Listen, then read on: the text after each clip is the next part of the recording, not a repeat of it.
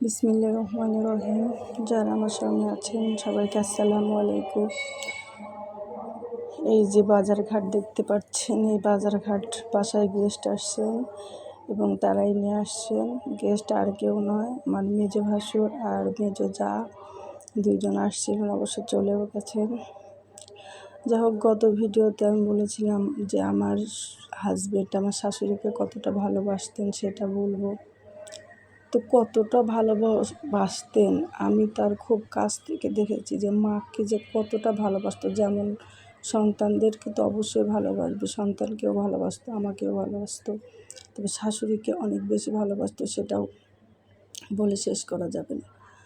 যখন তার মৃত্যুর যন্ত্রণা উঠে গেছে তখনও সে মা নিয়ে ব্যস্ত। তার পায়ে প্রচণ্ড ব্যথা করছিল, পাটা ফুলে গেছে। মারা যাওয়ার সম্ভবত 2 দিন কি 3 দিন আগে হবে, কারণ আমার শাশুড়ি মারা যাওয়ার 5 দিন আগে বাসায় আসছে। তাকে আমি পায়ে মুভ ডলে দিচ্ছিলাম, তখনই আমার শাশুড়ি বলছিলেন যে আমার পায়েও ব্যথা হয়, এরকম মুভ দিলে আমারও একটু ভালো লাগে। সঙ্গে সঙ্গে আমার হাজবেন্ড আমার চোখের দিকে তাকাচ্ছে। আমি বুঝতে পারছি যে ও চাচ্ছে যে আমি আমার শাশুড়ির পায়ে মালিশ করে দিই, পা টিপে দিই। আমি আর কোনো কথা বলিনি, সঙ্গে সঙ্গেই ওকে রেখে আগে আমার শাশুড়িকে পায়ে মুখ ডলে দিয়েছে। আমার হাজবেন্ড কত যে খুশি হলো সেটা দেখে। তারপরে বৃহস্পতিবারের দিন, তার জীবনের শেষ অফিসের দিন, আমি স্কুলে গেছি মেয়েদের নিয়ে। সে আমাকে টেলিফোন করেছে, মিতা যাওয়ার সময় আমার মায়ের জন্য আইসক্রিম আর 7 আপ নিয়ে যাবে, আমার মা খুব পছন্দ করে।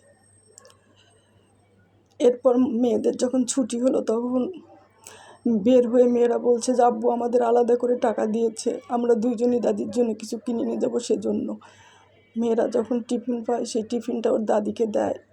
আমার হাজব্যান্ড এটা দেখেছে যে আমার শাশুড়ি খুব খুশি হয়, তাকে আরও বেশি খুশি করার জন্য মেয়েদের আলাদা করে আবার টাকা দিয়েছে যে আমার মায়ের জন্য কিছু এসো।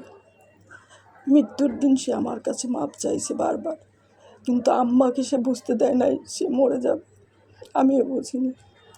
আম্মা বুঝতে পেরে কষ্ট পাবে সেটার জন্য তার মৃত্যু যন্ত্রণা হচ্ছিল, বলছে মাকে বাড়ি পাঠিয়ে দিতে হবে। মার ঘুম হয় না, কারণ আমাদের আসলে এক রুমে এসি, আমার হাজব্যান্ড অসুস্থ, এসি ছাড়া থাকতে পারতো না। তো আমার শাশুড়ি যখনই আমার বাসা আসতো আমরা সব সময় এক বিছানায় ঘুমাতাম, কারণ আমার শাশুড়ি এসিতে ছাড়া গরম লাগবে এইটা সে সহ্য করবে না। তো শাশুড়ি সে সারা রাত ঘুমায় না, শাশুড়ির ঘুমের ডিস্টার্ব হবে, সেই জন্য বলছিল যে মাকে তার বাড়িতে যাওয়াই মনে হয় ভালো, আমার জন্য মা ঘুমাতে পারে না।